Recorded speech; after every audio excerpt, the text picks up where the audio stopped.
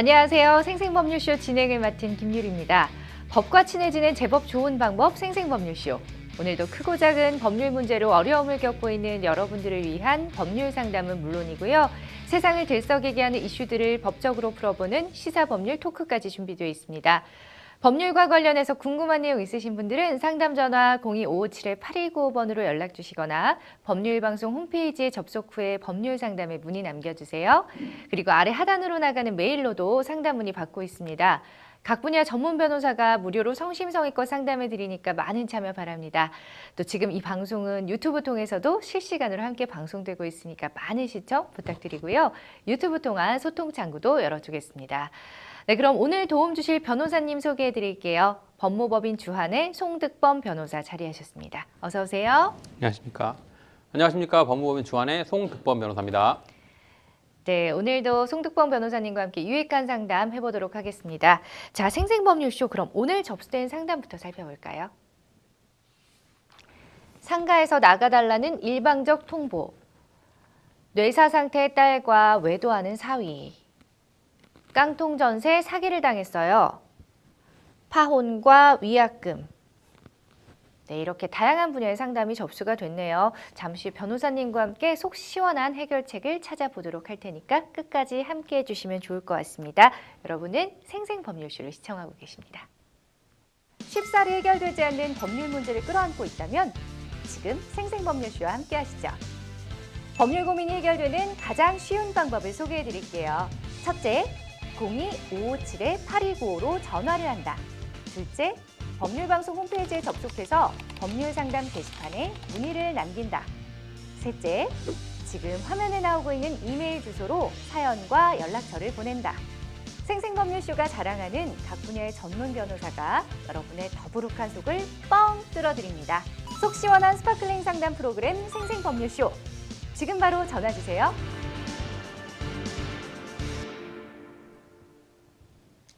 네, 오늘의 첫 순서는 법과 관련된 상식에 대해서 짧고 굵게 알아보는 시간이죠. 바로 일상의 로 준비했습니다. 자, 오늘 알아볼 법률 상식은 어떤 건가요, 변호사님? 네, 오늘은 저작권에 대해서 살펴볼 예정입니다. 네, 저작권이요. 자, 최근 개인 동영상 채널이나 SNS를 운영하면서 다른 이가 만든 사진 등의 자료를 함부로 이렇게 업로드를 했다가 저작권 분쟁에 휘말리는 사례가 꽤 많더라고요. 근데 우선 저작권의 정의부터 좀 정확하게 알아보면 좋을 것 같습니다. 네, 법률상으로 저작자라는 것은 저작물을 창작한 사람을 의미합니다. 이러한 저작자의 창작물에 대한 권리를 보호하기 위한 게 바로 저작권이고요. 대표적으로는 저작인격권 그리고 저작재산권이 있습니다. 저작인격권에는 명예나 인격 등의 정신적인 부분에 대해서 저작자의 이익을 보호하는 권리를 말하는데 공표권, 성명표시권 그리고 동일성 유지권 등이 있습니다.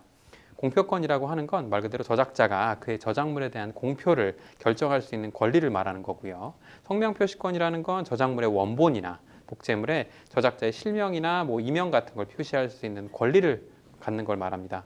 마지막으로 이제 동일성 유지권이라는 건 저작물의 내용이나 형식, 제호의 동일성을 유지할 권리를 가진다는 것인데 저작물도 저작자의 인격의 일종으로 보고 다른 사람이 마음대로 퍼뜨리거나 변경해서 명예를 훼손하는 일이 없도록 사전에 법으로 보호하고 있는 게 바로 저작인격권입니다. 네. 음반이나 디지털 저작물 등을 리메이크할 때 원작자의 사전 동의를 얻는 행위도 이러한 인격적인 측면과 관계가 깊고요. 이제 크게 두 번째로는 저작재산권을 들 수 있는데 저작재산권은 저작물에 대한 재산상의 이익, 앞서 인격권과 달리 보호하는 권리이기 때문에 복제권, 공연권, 공중송신권, 전시권, 배포권, 2차 저작물 작성권 같은 여러 가지 권리를 포함하고 있고요.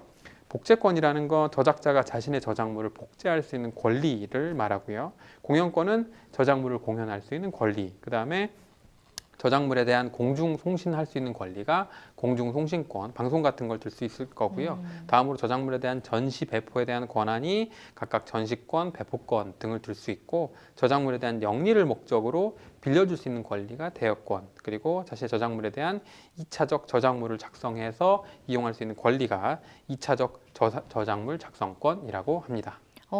저는 그 저작권이 한 가지만 있는 줄 알았더니 네. 세부적으로 굉장히 많이 나눠져 네, 있고 그럼요. 또 크게 또 굵직하게는 저작 인격권, 또 저작 재산권 이렇게 또 나눌 네. 수가 있다라는 거를 지금 처음 알았습니다. 네. 예. 자, 최근에 또 엔터테인먼트 회사나 소속사를 상대로 연예인과 회사 간의 법적 분쟁이 또 굉장히 많잖아요. 자, 특히 어떤 가수가 자신의 음원 수익을 회사로부터 부당하게 착취당하고 정산을 제대로 받지 못하는 사건도 최근에 있었는데 이런 경우는 저작권에 해당이 되는 건지 네, 궁금합니다. 물론입니다. 그래서 저작 인격권 앞서 말씀드린 저작 재산권과 함께 저작 인접권도 있는데요. 네. 이는 이제 실현자, 음반 제작자, 방송 사업자에 대한 권리를 보호하기 위한 것인데 실현자라는 건 저작물을 직접 표현하거나 혹은 저작물이 아닌 것을 이와 유사한 방법으로 표현하는 자료나 실현, 지휘, 연출, 감독하는 사람을 포함하는데요. 저작권이 있는 노래를 부르는 가수나 연극 공연을 하는 배우 혹은 연출자 등이 여기에 해당하는데 즉 저작 인접권은 저작물의 해설자, 전달자로서 저작물을 간접적으로 사용하는 자에게 부여되는 권리를 의미하기 때문에 네. 복제권, 공연권, 방송권 같은 걸 포함해서 말씀하신 내용의 가수에게 권리가 인정될 수 있습니다. 저작 인접권에 해당한다라고 네, 보면 맞습니다. 되겠네요. 자, 그런데 저작권이 또 아시다시피 워낙에 많은 게 있다 보니까 이것도 저작권인지 네. 아닌지 막 헷갈려하는 분들도 많을 것 네. 같아요. 네. 예. 여기에서 그럼 제가 이제 퀴즈 쉽게 이해할 수 있게 퀴즈를 하나 준비해 봤는데요. 네, 좋아요. 다음 중에 저작권법을 위반하지 않은 사람은 누구일까요? 네. 라는 질문으로 제가 만들어 봤는데 네. 여기 넷 중에 셋은 결론적으로 위반을 한 거고 한 명은 위반하지 않은 사람인데요. 예. 첫 번째는 자격증 시험의 기출 문제를 커뮤니티에 올린 네. A가 있고 인터넷 신문 칼럼을 복사해서 개인 블로그에 올린 B가 있고요. 네. 해외 드라마 자막 파일을 제작해서 드라마 팬카페에 올렸던 C가 있고 네. 음반 표지, 앨범 재킷을 자신의 병원 홍보 블로그에 올린 D가 있습니다. 와, 진짜 헷갈리는데요. 네, 넷 중에 누굴까요? 제 개인적으로는 3번? 3번. 네. 네. 모르겠어요. 3번도 저작권법을 위반한 사람으로 보고 있고요. 아, 그렇군요. 네. 정답은 4번 D였는데요. 정말요? 네. 오, 여기서 조금 헷갈리실 수 있는 부분, 더군다나 홍보 블로그라고 하니까 이거 그러니까요. 재산권도 침해한 거 아니야? 라고 이제 보실 수 있는데 네. 이와 관련해서는 어떤 결정이 있었냐면 네. 보통 환자들이 병원 홍보 블로그에 올라온 음반 표지를 보고 해당 연예인이 그 병원에서 치료를 받았다고 판단하거나 병원을 선택하는 것은 아니다. 이렇게 보고 있어서 네. 가령 연예인이 병원에 와서 사진을 찍었다거나 의사와 개인적인 친분이 있는 사진 이것들과는 달리 네. 앨범 사진만으로는 병원과 그 연예인이 관련이 없다고 판단해서 또 병원에서 음반 표지를 올려서 얻는 이익이 연관성으로 없다고 보기 때문에 저작권을 침범하지 않았다라는 결정이 있었다고 합니다. 이게 약간 지금 교묘한데 병원에 네, 살짝 노린 그러니까요. 것 같은데요. 네. 그죠? 건강을 좀 피해갔다는. 잘 방어하신 것 같기도 그러니까요. 하고요. 네. 생각이 듭니다. 네. 네, 자, 혹시나 창작물을 만드는 또 시청자분들 요새 너무 많잖아요. 네. 크리에이터들이 많은데 네. 그런 분들께 도움될 만한 저작권 관련 사례가 있다면 좀 예를 들어주시면 좋을 것 같아요. 네, 거창한 가수, 거창한 권리 이런 경우 이외에도 가령 실제 A 같은 경우는 한 출판사에서 주최한 소설 공모전에 응모했지만 낙선했다고 해요. 네. 그런데 몇 달 후에 출판사에서는 그 응모를 할 당시에 모든 응모작에 대한 권리는 주최 측에 귀속된다라고 공지를 했었기 때문에 A의 작품도 주최 측에 귀속된다라고 해서 네. 책으로 무단으로 동의 없이 출간을 했다고 해요. 이 경우에 A는 작품에 대한 저작권이 있을까요, 없을까요? 네. 없지 않을까요? 넘어가지 않았을까요? 네, 모르겠네요. 네. 그래서 결론적으로는 여기에선 종전의 문제가 있었고 네. 개선된 내용이 나오는데요. 네. 네, 원래 저작권법 제10조에 따르면 그 공모전에 출품된 응모자의 저작권은 응모자, 그러니까 A한테 원래 있는 게 맞습니다. 그런데 일부 주최 측에서 약관, 최초의 응모를 하게 하는 약관에다가 이제 조항을 악용하는 조항을 넣어서 네. 저작권법에 위반해서 응모자의 아이디어를 괄치하는 사례들이 빈번했었고 예. 그래서 작년 8월이죠. 2022년도에 공정거래위원회에서는 저작권법을 바로잡고 또 피해자를 줄이기 위해서 응모자의 허락 없이는 작품을 사용할 수 없도록 약관을 시정하라는 명시적인 명령을 내린 바 있고요. 네. 그래서 앞으로는 공모전의 주최 측은 입상하지 않은 응모작에 대해서도 어떠한 권리를 행사할 수 없고 당연히 입상한 응모작에 대해서도 저작권의 전체나 일부를 가질 수 없기 때문에 별도로 비용을 지불하고 계약을 체결해야만 한다. 이렇게 정답으로 알려드리겠습니다. 아이고 다행이네요. 네. 본인이 막 피고름 짜내가지고 그러니까요. 창작한 그런 창작물이 정말 네. 눈앞에서 그러니까요. 남의 것이 될 뻔했는데 네. 너무너무 다행입니다. 네. 자, 그렇다면 만약에 요즘 방송 유행어들도 굉장히 많잖아요. 그런 것들을 카피하는 거는 네. 저작권 침범이 적용되는지요? 이게 좀 민감한 주제이기도 하고 실제로도 많이 다투어졌던 예인데요. 네. 실제로 개그맨 A씨 같은 경우에는 자신의 유행어 중에 뭐 잠깐이라는 표현이 라디오 광고에서 독특한 톤과 함께 무단으로 패러디된 거를 알게 됐다고 해요. 네. 그래서 이때도 뭐 가령 라디오 광고 제작사를 상대로 손해배상을 받을 수 있을까요? 없을까요? 요거는 혹시 MC님께서 네. 잠깐? 네. 이거는 누구나 하는 얘기 아닌가요? 저도 지금 잠깐 이렇게 네. 할 수 있는 거잖아요.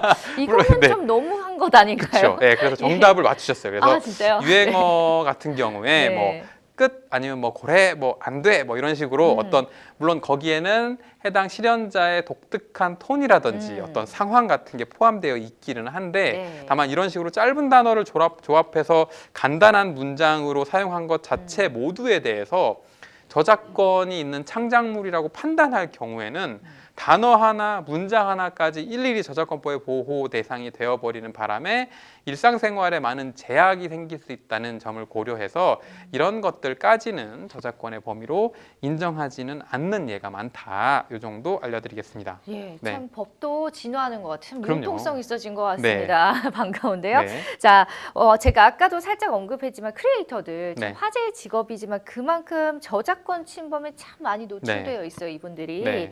자, 관련 사건도 많았다고 하는데 네. 이분들을 위해서 저작권 관련한 팁을 좀 주신다면요? 네, 그러니까 유튜버라고 하죠. 아니면 네. 또 뭐 각종 SNS 뭐들을 사용하시는 분들이 많이 늘어나고 또 이를 통해 맞아요. 수익 활동을 할 수 있다는 이유로 네. 개인 채널을 개설하는 분들도 많아졌는데 반대로 그 과정에서 본의 아니게 혹은 중요성을 인식하지 못해서 법적 분쟁에 휘말리는 예가 매우 많아지고 있어서요. 네. 일단 원칙적으로 어떤 컨텐츠를 사용하실 때는 사용이 가능한 저작물을 먼저 확인하시는 게 중요하다. 그래서 뭐 사용 가능한 음악이라든지 이미지, 동영상에 대해서 무료 라이브 컨텐츠 같은 걸 제공하는 저작권이 확인된 컨텐츠들을 사용하시는 게 좋고 예. 또 유료 음악이나 이미지를 사용하실 경우에는 반드시 라이센스를 구매하고 사용 범위까지 확인하셔야 합니다. 그래서 저작권 허가를 받기 위해서 연락해서 라이센스 구매하시는 게 가장 좋고 네. 편집과 변형을 하실 때는 기존 저작물을 편집하고 변형해서 새로운 작품이 탄생한다라고 하면 저작권 문제에 대해서 진일보할 수 있는 그런 과정이 있지만 법적 제한들이 있을 수 있다. 그리고 되도록이면 유료로 사용하실 수 있는 내용들에 대해서는 비용을 지불하시고 사용하신다면 저작권 문제를 다소 피해 가실 수 있는 부분이 있으니까 이런 부분, 가령 무료 컨텐츠와 유료 컨텐츠의 구분, 그리고 비용 수익 창출과 관련해서는 유료 서비스 이용하시는 게 안전할 수 있다. 이 정도로 안내 드리겠습니다. 네, 참 재밌고 유익한 시간이었습니다. 감사합니다. 자, 오늘은요, 저희가 일상생활 속에서 쉽게 침범하거나 혹은 침해당할 수 있는 저작권에 대해서 알아봤습니다. 지금까지 생활 속 법률 상식 전해드린 일상의 로 함께 하셨고요. 저희 지금부터 바로 이어서 생생법률쇼가 자랑하는 성심성의 무료 상담 이어가 보도록 하겠습니다. 아까부터 수화기를 들고 기다리고 계세요. 바로 전화 연결해 볼게요. 여보세요? 네, 안녕하세요. 네, 반갑습니다. 네네. 예, 어떤 점이 궁금해서 전화 주셨을까요? 제가 자영업을 하고 있는데, 네. 제가 2018년도에 7월 달에 상가 계약을 했었거든요. 네. 상가 계약을 했었는데, 지금 이제 딱 5년이 지나서, 예. 지금 이제 건물주께서 이제 대리인을 시켜서 재계약을 않겠다고 무조건 나가라고 그러는데, 예. 이걸 어떻게 대처를 해야 될지 궁금해서요. 그래요. 이게 제가 네. 상가인데 처음에 할 때 예. 이제 보증금 1,500에 5월 150에 계약을 했었거든요. 네.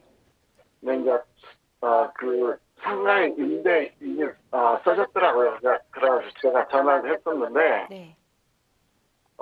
이제 주인이 나와서 150에 1,500에 150이라고 얘기를 해서 이제 막상 이제 마음 먹고 계약을 딱 하려고 했었는데 예. 이제 2년 후에 장사가 잘 되면 보증금을 올립시다 이렇게 얘기를 하더라고요. 네. 그래서 이제 잘 되면 이제 올려주겠다 하고 이제 2년 됐는데 네. 이제 무조건 올려달라고 얘기를 하더라고요. 그래서 대출 받아 최고 쳐서 2,500에 이제 지금 150% 하고 있어요. 예. 지금 올려서 보증금을 올린 상태라는 것이죠. 네네. 예, 예. 처음에 계약하고 2년 있다가 올렸었어. 네. 올려줬는데 지금 무조건 이게 이제 재계약을 안 주겠다 나가라고 그러는데 네네. 이거 어떻게 대처를 해야 되는지. 알겠습니다. 지금 옆에서 송득범 변호사님이 계속 같이 듣고 계셨어요. 사실 변호사님, 제가 개인적으로 볼 때는 이게 법적으로는 문제가 네. 있는 것 같지는 않은데 네. 우리 사연자님께서 이제 임대차 보호법의 보호를 어떻게 받을 네. 수 있을지 대처 방법도 궁금해하시거든요. 네. 바로 좀 답변 도와드릴게요. 네. 네네. 네, 안녕하세요. 법무법인 주한의 송득범 변호사입니다. 네, 안녕하세요. 네. 고맙습니다. 네. 지금 말씀하신 사실관계 제가 옆에서 들었고 몇 가지 제가 궁금한 사항들 좀 더 여쭤본 후에 해당 네. 사안에 대한 구체적인 대응 방안까지 좀 제가 안내를 드려볼게요. 네네. 네. 지금 이제 최초 임대차 계약 당시에 뭐 권리금도 지급하셨다거나 이런 게 있었나요? 아니요, 그런 건 없었어요. 그럼 처음 들어가신 거예요, 여기에? 이제 다른 상가가 있었는데, 네. 다른 상가가, 그냥 나갔었나 봐요. 네. 그냥 그 건물주가 그 권리금 이거 없이, 네. 들으라고 해서 네. 이제 들어왔었거든요. 네. 어, 그 다음에 지금 임대차 기간 내에 혹시 뭐 월세를 밀리거나 이런 적도 있으셨나요? 아니요. 그런 적은 한 번도 없으셨고요. 네. 그러면 요건은 비교적 단순하고 명확하게 제가 대응 네. 방법을 안내해 드릴 수 있을 것 같아요. 네. 일단은 지금, 네네네. 제가 계약할 때 2년 있다 보증금을 올려줄 때, 네. 이제 건물주께서 본 계약서를 가져오라 하더라고요. 뭘 가져오라고요? 처음에 그 계약했던 계약서를. 계약서를, 네. 이제 그거 이제 들고 있었는데, 이제 특이사항에, 그거 이제 그 보증금 이제, 올려줬다고, 네. 그걸, 내용을 썼거든요. 네. 근데 그 특이사항에 이제 임대차 그 계약서에 네. 한 번에 임대료를 대서 대협의를 하기로 이게 써져 있더라고 계약서에. 네. 이제 기본적으로 이게 계약서 이게 있더라고. 근데 네. 그거 이제 그 항목에 관해서 2002년에 네. 그 보증금을 네. 상승했다고 확인함 이렇게 해서 이제 도장을 찍었거든요. 네. 근데 이렇게 보증금 올려줬을 때 네. 이게 이제 제 계약이나 마찬가지 아닙니까? 네. 일단은 궁금해하시는 부분, 가령 종전에 1,500만 원 보증금으로 계약했던 부분에 대해서 최초 네. 계약서를 반납하고 새로 2,500만 원으로 쓰면서 뭐 보증금 인상에 관해서 확인한다라는 뭐 특약 문구도 쓰고 서명하고 뭐 이런 부분과 관련해서 그게 네. 계약의 동일성이 인정되냐라고 물어보신 취지 같은데, 당연히 네. 보증금을 인상하고 계약서를 새로 썼다고 하더라도 종전 계약의 연장 범위로서 계약의 연장선 동일한 계약, 동일 계약으로 인정되는 게 맞고요. 네. 그다음에 여기에서 오히려 핵심이 되는 건 이제 복님께서 이제 지금 궁금한 사항을 질문해 주신 것처럼 임대차 보호법의 보호를 받을 수 있냐, 이제 이 부분이 이제 핵심적인 쟁점이 돼요. 근데 여기에서 보면 이제 여기에 임대차 정확히는 상가 건물 임대차 보호법의 적용 여부, 뭐 주택 같은 경우에 주택 임대차 보호법, 상가 같은 경우에 상가 건물 임대차 보호법, 이건 기본적으로 약자인 임차인을 보호하는 취지가 더 강하게 되어 있는 법률이고요. 여기에서 이 강행법규에 위반된 내용은 이제 무효다라고, 이제 임차인에게 불리한 조항은 무효다라고까지 정하고 있어요. 그런데 여기에서 이제 그 본인 말씀 주신 사항과 관련해서 가장 핵심적인 조항은 상가 건물 임대차 보호법 제 10조 그 중에서도 10조 제2항이 됩니다. 여기서 뭐라고 하고 있냐면 일단 10조 1항에서는 임대인은 뭐 6개월부터 1개월 전까지 사이에는 계약 갱신을 임차인이 요구할 때 정당한 사유 없이 거절하지 못한다라고 정하고 있어요. 이 말은 즉 전화 주신 사연자분께서 제가 더 장사하고 싶으니까 계약 기간 연장하겠습니다라는 갱신 요구를 했을 때 임대인이 거절할 수 없다라고 정하고 있고 이걸 거절할 수 있는 예외 사유들이 몇 가지가 있는데 제가 아까 여쭤본 것처럼 임차인이 3기의 차임액에 해당하는 금액에 이르도록 차임을 연차한 사실이 있는 경우 그러니까 3달치 월세를 밀린 적이 있다면 이 사람은 계속 월세를 밀려왔기 때문에 정당하게 임대인이 저는 계약 갱신 안 하겠습니다 라고 거절을 할 수 있는데 그런 사유들이 없다면 당연하게 임차인이 계약의 갱신을 요구할 수 있는 권리가 있고요.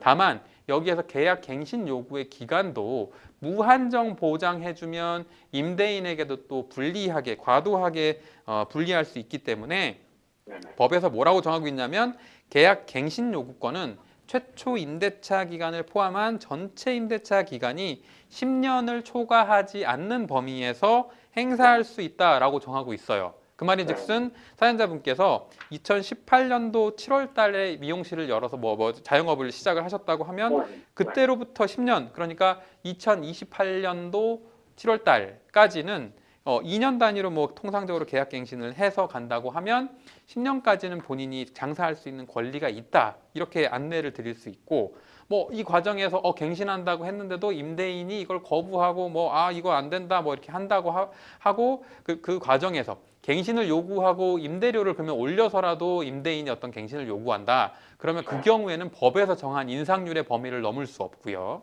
그런데 만약에 임대인이 그 인상도 안 하고 나는 그냥 필요 없으니까 나가라라고 하는 상황으로 방치된다. 그러면 그 경우도 이제 법에서 정하고 있는데 만약에 갱신 임대차에 관해서 임대인이 법에 정한 범위 내로 인상을 요구하지조차 않는다면 그러면 종전 임대차와 동일한 그 조건으로 다시 계약된 것으로 본다라고 법으로 정하고 있거든요. 그러니까 말씀하신 것처럼 2,500만 원에 월세 150만 원을 내고 있었는데 임대인이 올해 7월 달까지만 하고 나가라라고 통보를 했다고 하더라도 이 갱신 거절의 정당한 사유가 없다면 임차인이 저 계속 영업하겠습니다라고 하면 임대인은 받아들여야만 하고 그때 그 변경된 사항조차 제시하지 않는다면 그냥 계속 종전 월세만큼 납부하시면서 영업을 계속 하실 수가 있다.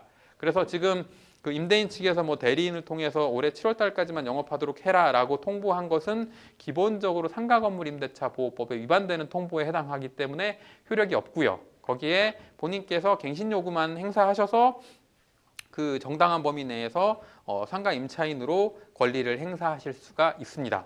그래서 제가 그 대리인이 와서 이게 해제하는 이유가 뭐냐 이유가 없다고 하더라고요. 그래서 제가 그 상가보호법 얘기를 했는데 이게 저 같은 경우는 18년도나 그 5년이라고 얘기를 하더라고요. 제가 알기로는 이렇게 10년 같은데 5년이라고 얘기를 해서 이게 제가 이제 18년도에 계약을 했잖아요. 이게 그것 때문에 5년이라고 그랬을까요? 그 부분도 이제 상가 임대인이 법률 해석을 잘못한 거고요. 그러니까 이 부분은 하나 더 배경을 설명을 드리면 종전에는 상가건물 임대차 보호법에 보장된 상가건물 임대차의 기간은 5년이었습니다. 그런데 그 5년이었던 기간이 상가임차인에 대해서 보다 보호하자는 취지로 10년으로 연장하는 내용으로 그 조문이 변경이 됐고요.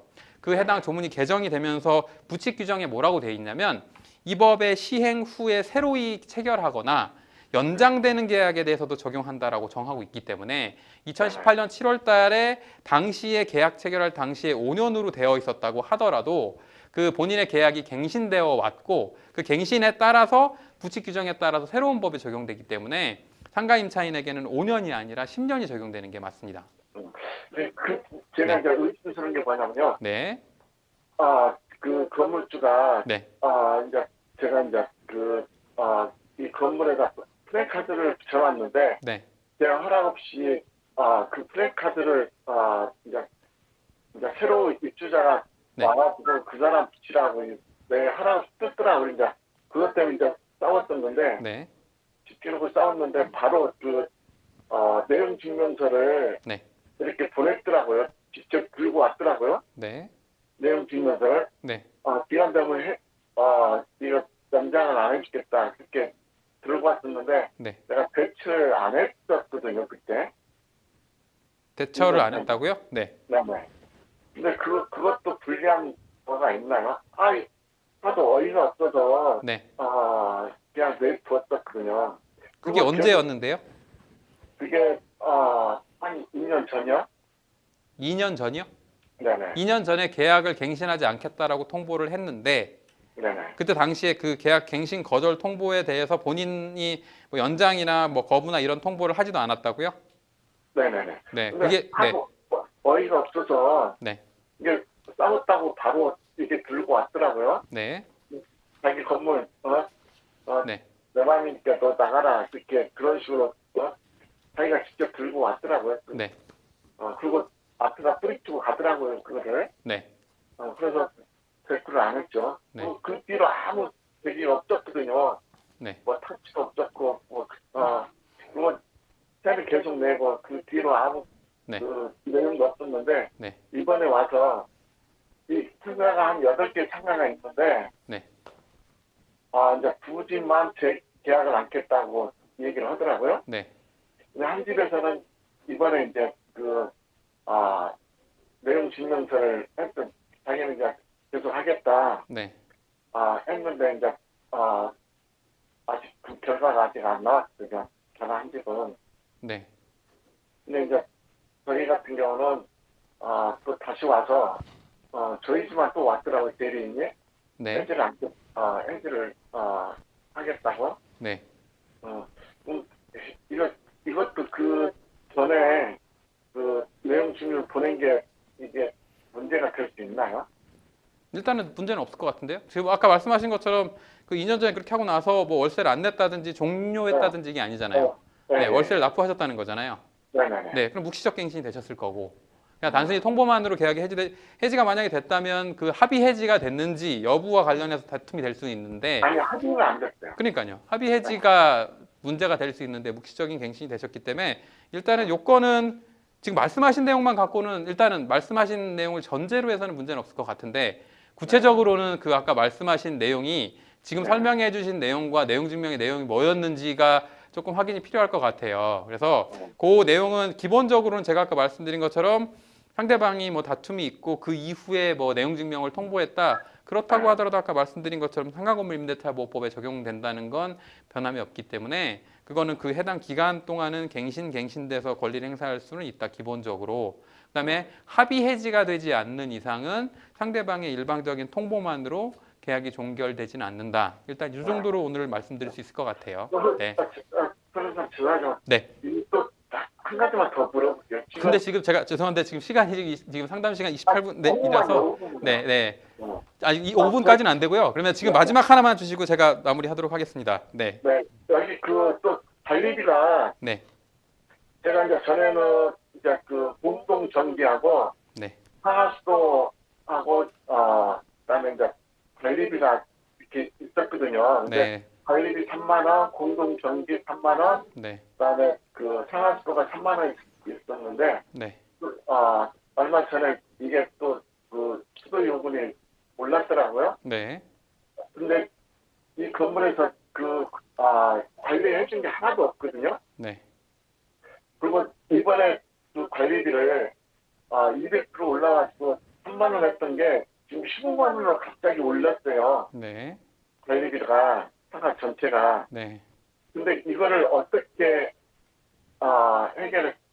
해결을 해야죠?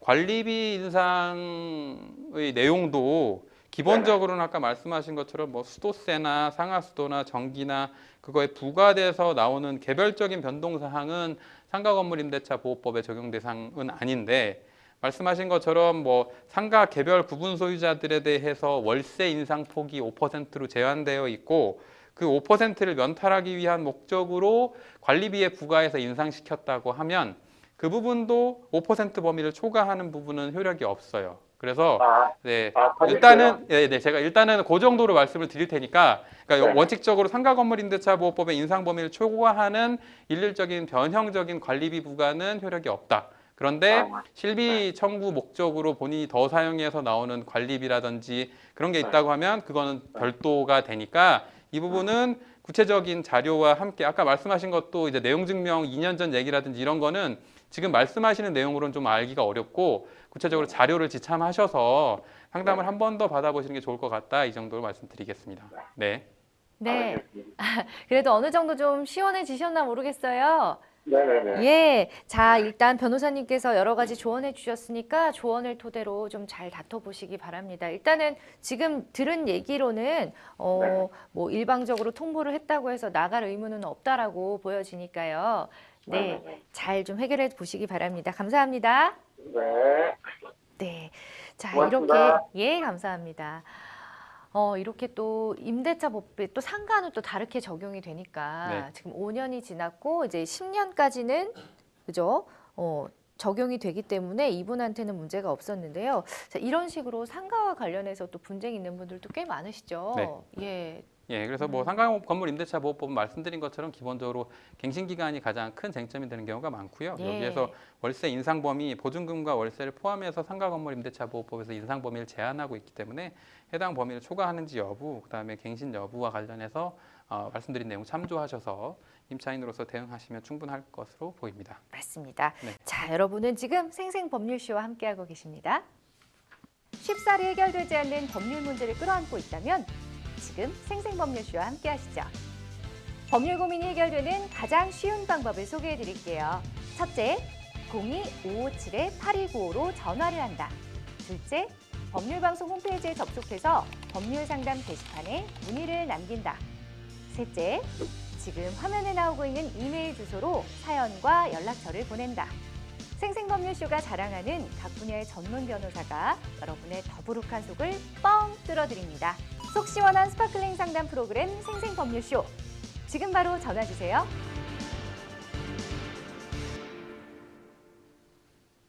네, 이번에는 법률방송 이메일을 통해서 들어온 여러분의 고민을 해결해 드리도록 하겠습니다. 어떤 내용일까요?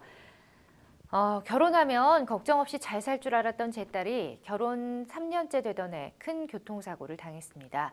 그 사고로 딸은 의식불명에 빠지더니 결국 뇌사 상태가 돼서 기약 없는 병원 생활이 시작됐죠. 딸이 사고가 났을 땐 사위가 딸을 잘 간호하며 보살폈습니다. 하지만 다음 해부터 딸의 사고로 나온 보험금으로 사위는 노래방, 당구장을 다니며 유흥을 즐기기 시작했습니다.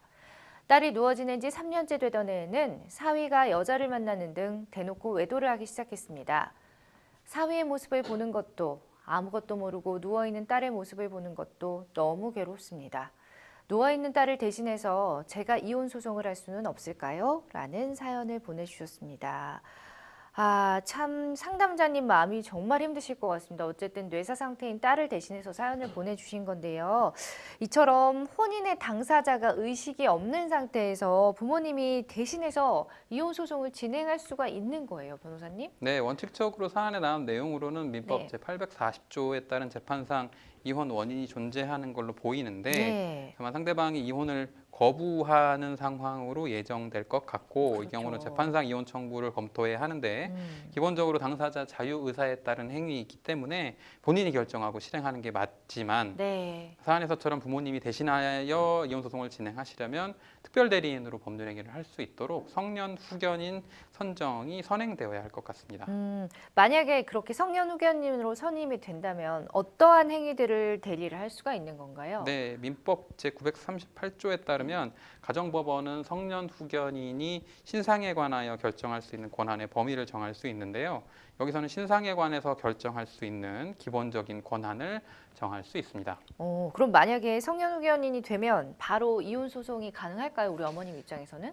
그런데 여기서는 네. 이제 바로 이혼 소송 자체는 안 될 것 같고요. 오. 별도의 결정이 있어야 되는데 무슨 네. 말이냐면 민법 제950조 제1항 5호에 따르면 소송 행위에 대해서는 후견 감독인의 동의를 필요로 하도록 정하고 있습니다. 예. 따라서 바로 이혼 소송이 가능한 것은 아니고 후견인의 범위로 신상에 관해서 권한을 부여받으신 다음에 소송 행위에 관해서 후견 감독인의 동의를 거치면 그때서야 비로소 변호사를 선임해서 이혼 소송을 제기하실 수 있을 것 같습니다. 그렇군요. 아니 궁금한 게 혼수 상태나 뇌사 상태처럼 의식이 없는 그런 당사자의 의사는 과연 법원이 어떻게 판단을 하게 되는 건지요? 네.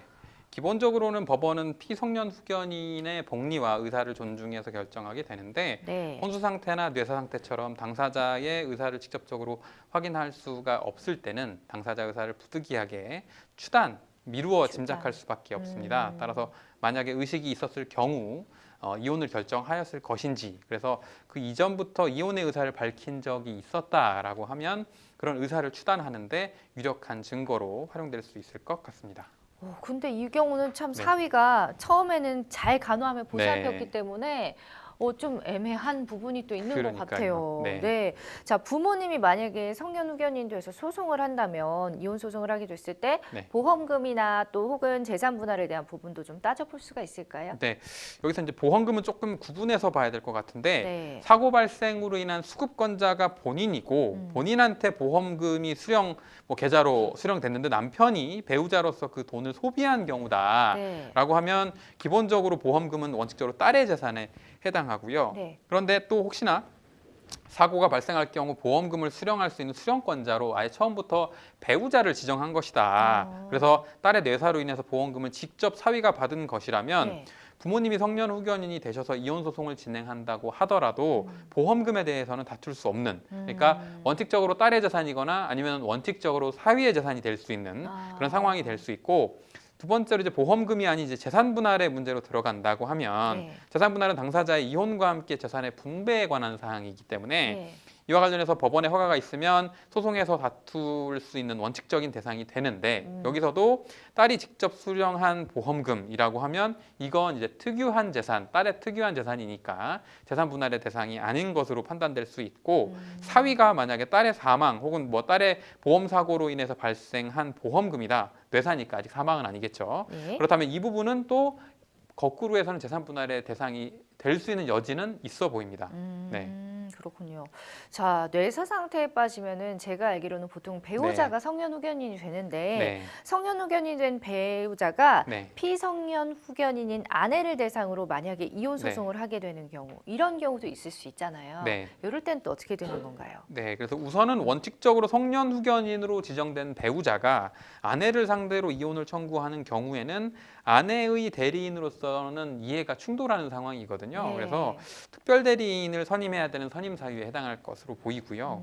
협의 이혼을 한다고 할 경우에도 마찬가지로 당사자가 이해가 상충되는 상황이기 때문에 법원의 허가 없이 협의 이혼 등 절차를 진행한다고 하더라도 위법성이나 효력 문제가 추후에 문제가 생길 수 있고, 또 부양 의무가 있는 배우자가 축출 이혼 목적으로 이혼을 소송으로 청구한다라고 하면 거기에 대해서는 이혼 사유가 없고 유책 배우자의 이혼 청구로 봐서 이혼 청구 자체가 기각될 가능성도 있어 보입니다. 네, 참 마지막으로 우리 네. 안타까운 어머님에게 조언 한 네. 말씀 부탁드립니다. 네, 따님이 뇌사 상태에 이른 것도 힘드실 텐데 사위 문제로 더 많이 고통스러우신 것 같아요. 근데 앞서 말씀드린 내용 참조하셔서 성년 후견 신청이나 소송행위 허가 신청 등을 통해 조치를 취하실 수 있을 것 같습니다.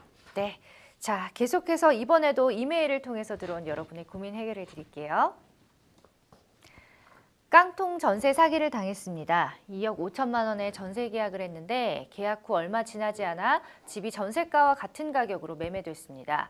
새로운 임대인과는 계약서를 쓰지 않은 상태고 아직 전세 반환 보증보험을 가입하지 않았는데요. 집의 근저당이 2억 1천만 원이 잡혔고 임대인은 잠적한 상태입니다. 확정일자는 22년 10월 26일, 전입신고는 22년 11월 12일, 근저당은 22년 11월 28일이라서 확정일자가 근저당보다 선순이긴 하지만 너무 불안합니다. 집은 다세대 빌라고 준공 9년이 됐습니다. 참고로 근저당은 개인이 잡은 거고 임대인 본인이 제 주소에 거주한다고 속였다고 합니다. 저희가 현재 취할 수 있는 법적 조치가 있을까요? 근저당 잡은 사람이 저희보다 먼저 손써서 전세금을 선순위로 받을 수도 있나요? 전세금을 돌려받으려면 경매가 최선일지 아니면 부동산에 손해배상 청구를 해야 할지 상담 부탁드립니다. 라는 사연입니다. 요 사연만 봐도 정말 마음이 너무 답답하고 불안한 게 그대로 또 네. 느껴지거든요. 자, 전세가와 매매가가 같은 상황에서 또 근저당까지 있는 그런 실정인데 이 상황 좀 어떻게 보시는지요? 네, 한동안 이제 부동산 가격이 상승할 때는 이런 문제가 조금 크게 부각되지는 않았는데 네. 부동산 가격이 하락하면서 소위 깡통 전세, 그러니까 전세가와 매매가가 근접하는 이런 상황에서는 보증금 반환에 대한 문제, 경매 진행한다고 하더라도 반환 못 받는 상황. 근데 사안에서는 더군다나 임대인이 기망까지 해서 새로운 근저당까지 설정한 안타까운 사연으로 보입니다. 자, 일반적으로 근저당을 잡은 개인이 전세 보증금을 가져갈 수도 있나요? 사안에서 보면 이제 사연자가 채권적 전세권자이고요. 네. 확정일자까지 받으신 상황으로 보여요. 그러면 그 이후에 근저당이 설정됐다고 하더라도 선순위인 임차인이 대항력을 상실하지 않는다면, 그러니까 즉 주소를 옮기거나 하는 등의 행동을 하지만 않으신다면 근저당권자가 전세보증금을 가져가긴 어렵습니다. 자, 임대인이 지금 동의도 없이 본인이 살고 있다고 속인 후에 근저당을 설정했는데 이에 대해서 좀 취할 수 있는 법적 조치는 뭐가 있을까요? 임대인이 이제 본인이 살고 있다고 속이고 네. 이제 근저당을 설정을 했다면 여기에서는 근저당권자한테 주요한 사실을 속인 행동에 해당하거든요. 네. 그러면 주요한 사실을 속여서 재산상 이익 혹은 재물을 편취한 것으로 봐서 사기죄가 성립할 가능성이 있는데 더군다나 심지어 근저당권자의 입장에서는 선순위인 임차인이 존재해서 재산상 손해까지 입은 상황이거든요. 다만 여기에서는 이제 직접적인 피해자가 먼저 지금 채권적 전세권자 사연자분이 아니고 네. 제3자인 근저당권자가 피해를 입은 상황이라서 고소 피해자로서 고소는 불가능하지만 피해자가 아닌 제3자로서 형사상 고발은 진행하실 수 있을 것 같습니다. 고발을 또 진행할 수는 네. 있다. 자, 이렇게 깡통 정세 속은 분들 굉장히 많으시더라고요. 이런 분들을 위해서 주의사항 좀 알려주시면 좋을 것 같습니다. 네, 우선은 전세를 설정하실 때 설정하기에 앞서서 선순위 근저당권이 설정되어 있는지 등기부등본은 반드시 확인하셔야만 하고요. 예. 또 본인의 전세 금액하고 뭐 시세에 따른 매매 가액, 이건 뭐 인근의 뭐 실거래 내역을 확인하면 확인하실 수 있는데 그래서 비율이 일정 비율에 해당하는지 과도한 것은 아닌지 확인하시는 게 좋고 그리고 전세 보증금 반환 보험에 가입하실 수 있다면 전세 보증금 반환 보험에 가입하면 가장 안전하게 보증금을 회수하실 수 있습니다. 네, 여러 가지 또 조언을 토대로 여러분 좀 네. 꼼꼼히 미리 알아보시고 계약을 하시는 걸 추천드립니다. 자, 이번에도 역시 법률방송 이메일을 통해 들어온 여러분의 고민 해결해 드리겠습니다. 동거하던 남자친구와 올가을 결혼식을 하기로 했어요. 식장과 신혼여행, 스튜디오 촬영 비용까지 전부 예약을 했습니다. 비용은 반반씩 했는데요. 남자친구가 전 연인과 만나는 걸 저에게 여러 번 들켰고 싸우는 날이 많아졌습니다. 격하게 싸우는 날에는 욕도 오갔어요. 결혼 생활 역시 너무 우울할 것 같아서 제가 파혼하자고 했습니다. 함께 살던 집은 제가 자취하던 곳이라 남자친구가 나가기만 하면 되는데요. 문제는 식장과 신혼여행, 촬영 비용 등의 위약금입니다. 위약금만 2천만 원 가까이 되더군요. 저는 위약금 지불해도 좋으니 파혼이 맞는 것 같아서 위약금을 반반씩 하자고 했는데 남자친구는 위약금이 아깝다는 반응입니다. 위약금 때문에 불행한 미래가 보이는 결혼을 할 수는 없다고 하니 그럼 저보고 위약금을 다 내라고 하는데요. 남자친구 말대로 해야 하나요? 또 3개월간 동거를 했으니 사실혼 관계가 인정되는지, 인정된다면 달라지는 점이 있는지도 궁금합니다. 라는 사연 보내주셨습니다. 참 결혼 준비하는 과정에서 이런 여러 가지 의견 차이, 성격 차이로 파혼하는 경우 종종 있죠. 네. 예. 결혼은 이제 인생의 배우자를 결정하는 것이고 결혼 직전에는 특히 당사자들의 불안함이나 뭐 예민함이 극대화되거든요. 맞아요. 그래서 의견 차이나 성격 차이가 이제 뒤늦게 드러나서 결혼에 이르지 않는 뭐 파혼, 소위 파혼 혹은 약혼 해제에 이르는 경우는 드물지 않게 벌어지는 편입니다. 맞아요. 근데 통상 결혼 전에 파혼으로 인해 발생하는 위약금의 경우에는 네. 반반씩 부담을 하게 되나요? 여기서는 이제 파혼의 원인이나 뭐 당사자의 합의 등도 중요해 보이거든요. 가령 상대방 지금 사연에 나온 것처럼 뭐 상대방의 유책으로 인해서 뭐 파혼에 이르렀다라고 하면 약혼의 해제로 인한 손해배상 청구권이 발생하고 예. 뭐 그런데 이제 만약에 위약금에 대해서 위약금이 뭐 4천만 원이 생겼고 2천만 원씩 뭐 하자라고 당사자가 합의에 따라서 뭐 절반씩 부담하기로 합의한다면 뭐 가장 원만한 결론으로 보이긴 해요. 네. 그 사실혼에 대해서 이분 또 문의를 주셨는데 3개월간 동거를 한 사실로 사실혼 인정이 가능한지. 네. 네. 여기서는 이제 3개월 동거를 했냐, 동거를 하지 않았냐 보다는 네. 보다 중요한 건 사실혼의 인정 여부와 관련해서 음. 당사자가 혼인의 의사로 동거, 부부 생활의 실체를 형성했는지가 가장 중요합니다. 예. 뭐 가령 결혼식도 올리고 당사자 사이에서는 부부로서 양가 승인도 받아서 실체를 형성했는데 다만 혼인신고만 뭐 바빠서 혹은 뭐 기타 다른 이유로 해서 혼인신고만 하지 않은 경우에는 사실상 혼인관계가 성립했다고 해서 사실혼이 되는 것이고요. 예. 뭐 혼인은 결혼식 이후에 형성하되 편의상 뭐 그 전에 주소를 집을 뭐 전세를 뺏고 했기 때문에 편의상 동거한 것에 불과하다. 그래서 결혼의 준비 과정이었다라고 하면 사실혼에는 이르지 못한 것일 수도 있습니다. 그러니까 어떤 상황이냐에 따라서 다르겠네요. 네. 기간이 중요한 건 아니다라는 네. 말씀이시죠? 알겠습니다. 자, 만약에 사실혼이 인정이 된다면 재산 분할 등과 관련해서 달라지는 부분이 있을까요? 네, 이건 가장 크게 차이가 발생합니다. 음. 네, 약혼의 해제는 손해배상 청구권만을 민법에서 인정하고 있거든요. 네. 그래서 재산 분할 청구권을 인정하지 않습니다. 기본적으로는 혼인에 이르지 않은 단계라고 봐서요. 네. 그런데 사실혼의 경우는 사실혼의 해소에 따라 재산 분할 청구권을 인정하고 있거든요. 사실혼은 혼인신고만 없을 뿐 사실상 부부와 같다라고 봐서 다만 재산 분할의 대상은 해당 기간 동안 부부로서 공동의 재산을 유지하고 형성해야만 인정이 됩니다. 그렇군요.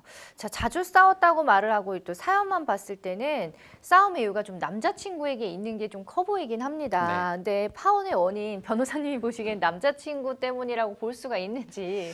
예. 네, 근데 여기에서 요 내용으로는 조금 여러 해석 가능성이 있기는 해요. 예. 가령 이제 약혼 해제의 사유도 민법상 재판상 이혼 사유와 조금은 달리 규정되어 있거든요. 그래서 약혼 후 다른 사람과 간음한 경우가 5호에 명시적으로 규정되어 있는데 이건 민법상 재판상 이혼 원인의 부정한 행위보다는 더 좁게 인정하고 있는 거라 전 여자친구와 간음까지 했다라는 증거가 있고 이에 해당한다면 유책 배우자 혹은 유책에 해당해서 위자료 청구도 가능할 것으로 보이고 다만 여기에도 이제 8호에 보면 그 밖에 중대한 사유가 있는 경우라고 네. 정하고 있어서 8호에 그 밖에 중대한 사유에 해당한다고 하면 남자친구에게 정신적 고통에 따른 위자료 청구도 일부 가능할 것 같습니다. 역시나 또 증거가 중요합니다. 네, 역시 그렇죠. 법적으로는. 네. 그리고 또 양쪽의 말을 또 들어봐야 그렇죠. 되기 때문에. 네, 네. 그렇죠. 자, 파혼을 하면서 금전적 또 정신적 손해배상을 청구하는 경우가 많나요? 네, 약혼 해제기에서 이제 손해배상 청구권이 인정되고 유책 사유가 인정된다면 말씀드린 것처럼 정신적 손해에 기한 위자료 청구도 가능하고요. 뭐 이는 사안에 따라서 앞서 말씀하신 것처럼 위약금 같은 경우도 재산상 손해에 해당하고 상대방의 유책 때문이다. 내가 지출하지 않았어도 되는 비용까지 지출했다라고 하면 그 부분도 재산상 손해, 금전적 손해배상도 인정될 수 있습니다. 예, 마지막으로 참 좋은 일 앞두고 네. 참 고민이 많고 속상해할 우리 네. 상담자분을 위해서 네. 조언 한 말씀 부탁드립니다. 네, 남자친구의 행동으로 인해서 파혼까지 이르시고 또 뭐 이것 때문에 주변에도 아마 많이 알려지는 어떤 정신적 고통까지 입으셨을 거예요. 그런데 위약금 등 금전적인 문제까지 남자친구가 부담하지 못하겠다는 상황으로 보이는데 앞서 말씀드렸던 내용 가령 남자친구가 유책 행위가 인정될 수 있는지 그에 따른 위자료나 재산상 손해배상 청구 등을 유념하셔서 잘 해결하시기를 바라겠습니다. 네. 네. 자, 상담은 여기서 마무리하도록 하겠습니다. 생생법률쇼 많은 분들의 상담 전화 계속해서 걸려오고 있다고 하네요. 도움이 필요한 분들은 주저하지 마시고 연락 주시면 저희가 친절하게 또 안내 도와드리겠습니다. 법률방송 참여 방법 다시 한번 알려드릴게요. 지금 아래에 전화, 홈페이지, 이메일 있죠. 여러분께서 원하시는 곳에다가 이제 전화를 주시거나 이메일로 보내주셔도 좋고요. 또 홈페이지 통해서 글 남겨주셔도 됩니다.